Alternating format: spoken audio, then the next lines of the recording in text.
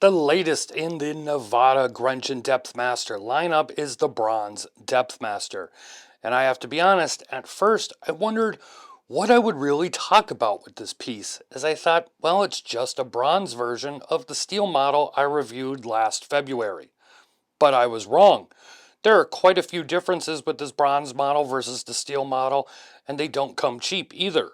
This Bronze Depthmaster Pac-Man gets an aluminum bronze case, crown, bezel, and strap buckle, and a ceramic bezel insert, which I believe is the first for the Depthmaster lineup, along with applied markers and a few other differences as well. And that price, well, it's $1,750. The case stays the same at 39 millimeters, and it's still using the Soprod P024, but it is bronze, and it's been quite a while since I reviewed a bronze watch, so let's get into it and discuss this all-new Bronze Depthmaster.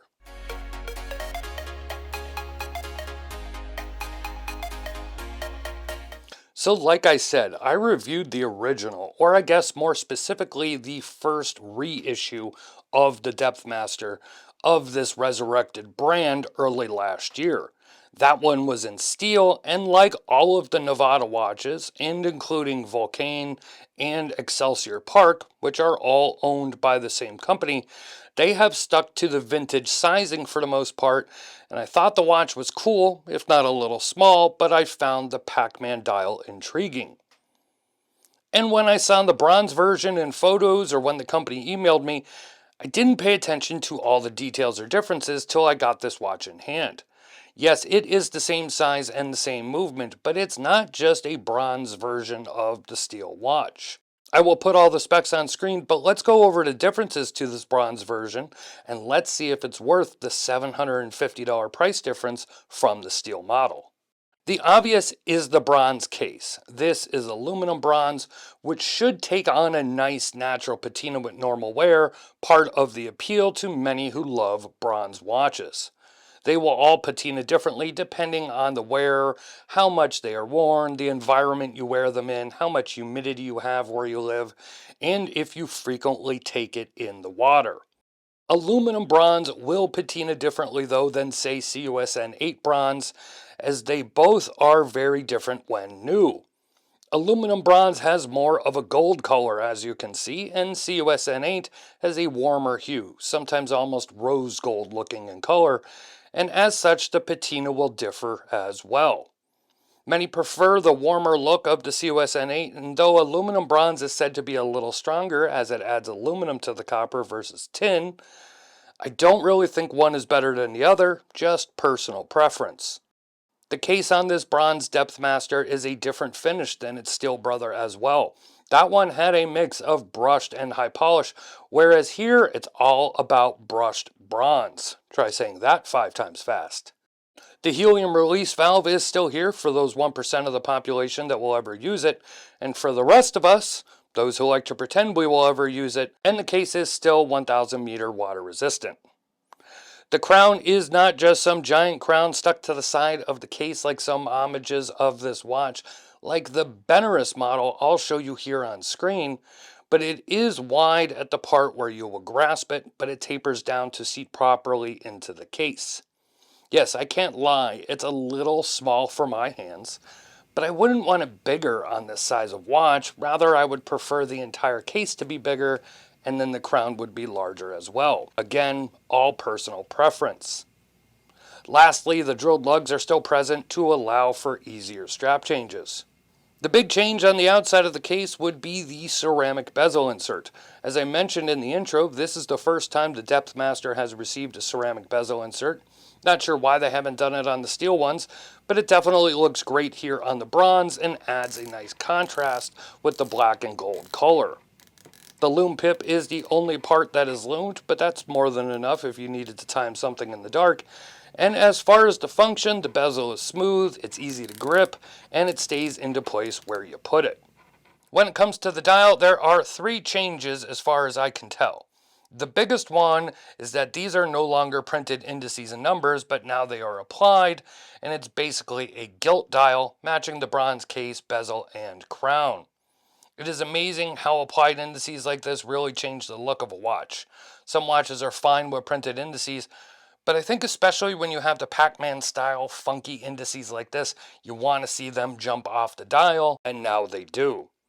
Looking through the Depthmaster catalog, there are quite a few different second hands used on the different models, and a few models get some arrow hour hands as well, but most of them seem to have the circle lollipop hour hand or Mercedes hand without the peace symbol in it, like I call it. The cathedral style second hand is used on a few other versions. I count 4 out of the 10 different versions of this model. I think it looks great with this dial and the applied indices especially compared to like the orange cocktail stir looking second hand on the steel model I reviewed. And one other thing I noticed is this model, like a few others, has the clearer logo text for the Nivada Grenchen name. It just says Nivada Grenchen and then at the bottom of the dial, Depthmaster. No automatic under the logo name, no water resistance on the dial. It's a much cleaner look, and only like 3 of the versions do this clean dial look, and I much prefer it over the busier dials with what I consider a lot of unnecessary text. One last thing about the dial, or I guess how the dial looks through the crystal, which is a double dome sapphire. And of course, it not only gives it that vintage acrylic appearance, but it has that cool distortion around the edges, which looks neat with the Pac-Man indices. At this time, the Bronze Depthmaster only comes in one color combo, black and bronze, and only with the Pac-Man dial. I'm not sure if they will have more variants down the line. I imagine the ceramic bezel might give them some pause to do different colors, as colored ceramic bezels aren't the easiest to do colors in. And let's be honest, black and bronze looks great, but I would love to see a green dial with a green ceramic bezel. You can get a few different straps though, a few different leather options, or this black tropic rubber, and all will have the bronze buckle. This one has quick release pins, not sure if all the straps do, but even if they don't, they have the drilled lugs, so it's not hard to remove a strap either way. These are your standard FKM Tropic rubber, and even though this is a smaller watch with a thin strap, it still easily fits my 7.5 inch or 19.05 centimeter wrist. And no, I didn't forget the Lume, as with these new applied indices, it allows for more Lume paint to be applied, and as you can see, the Pacman Bronze looks pretty good in the dark, and I found it to last about 4 hours before completely fading out. And again, the Pacman dial versus the others on the Depthmasters really sets it apart, and it looks so cool in the dark with these funky shapes. The Depthmaster Bronze is one I am sure many were requesting, and I like that they added the ceramic bezel insert and applied indices as well to differentiate it from the steel one. The question is though, is that enough to warrant the $750 upcharge? It no doubt looks great, it's finished very well, and I found no issues with it, but that is a big ask for a watch that has the same movement and a case that is now bronze with a dial and bezel upgrade. And yes, no doubt for me, I would like to see it bigger, but there are countless watch enthusiasts and even just newcomers that like the smaller sizes, and that is perfectly fine.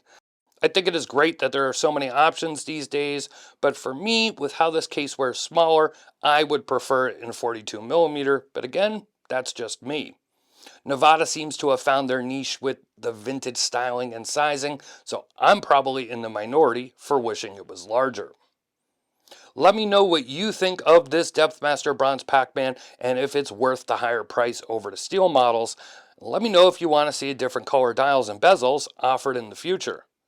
Links to the Nivada website will be in the description, as well as a link to my written article. Please check out both. Of course, I would love it if you can help the channel out by subscribing, turning on notifications, and liking and sharing this video. This is Don Evans from Watch Report. Thank you for watching, and I will see you next time.